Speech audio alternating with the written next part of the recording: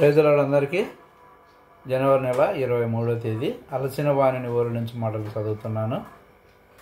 ఈ దినం పుట్టినరోజు పెళ్లి రోజు జరుపుకుంటున్న వాళ్ళనందరినీ కూడా దేవాది దేవుడు యేసు ప్రభు సమృద్ధిగా దీవించునుగాక.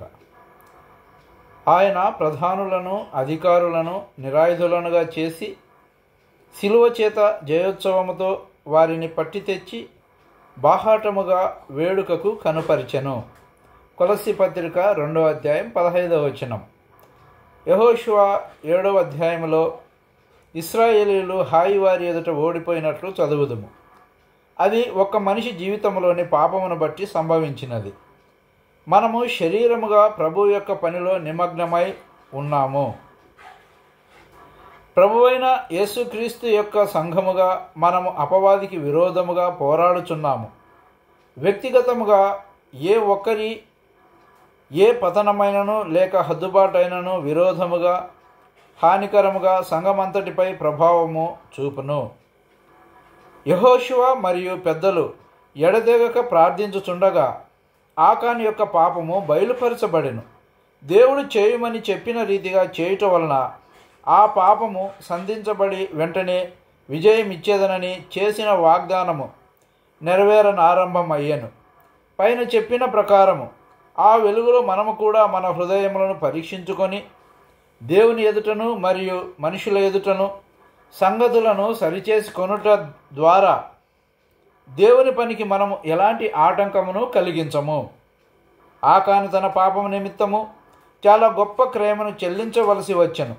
ఇది సర్వమానవాళి యొక్క పాపములన్నిటి యొక్క తీర్పును భరించుటకు ప్రభువైన యేసుక్రీస్తు చెల్లించవలసి వచ్చిన అత్యంత గొప్ప క్రయమును మనకు జ్ఞాపకము చేయుచున్నది.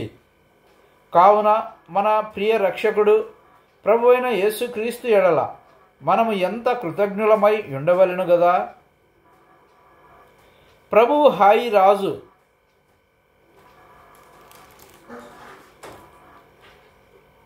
అతని జనులు అతని పట్టణము మరియు అతని దేశము మీదను సంపూర్ణ విజయం ఇచ్చేదనని వాగ్దానము చేశాను.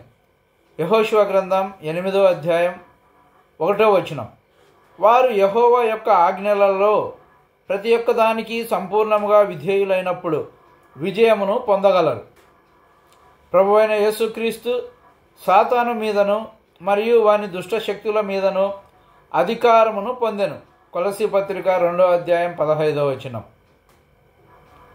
ఆయన ఆజ్ఞలకు విధేయత చూపుకొలది మనము కూడా ఆయన విజయమును దినదినము అనుభవించగలము. యెహోషువ గ్రంథములో అనేక సామాన్యమైన ప్రాముఖ్యమైన సత్యములు బయలుపరచబడుటను కనుగొందుము. వాటిని మనము విశ్వాసము ద్వారా అన్వయించుకొనుట వలన ఆయన స్వాస్థ్యము యొక్క సంపూర్ణ అనుభవములోనికి రాగలము. అందరికీ వందనాలు. Thank you.